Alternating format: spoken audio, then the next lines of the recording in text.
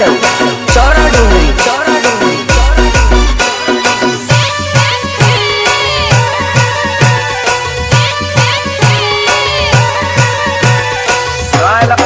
તું તો કહેતો હતો ને કે જીલી તારા સિવાય બીજા કોઈ ની આરે ફેરા નહીં ભરે રહી ગયો ને મીંડોળની જેમ લટકતો.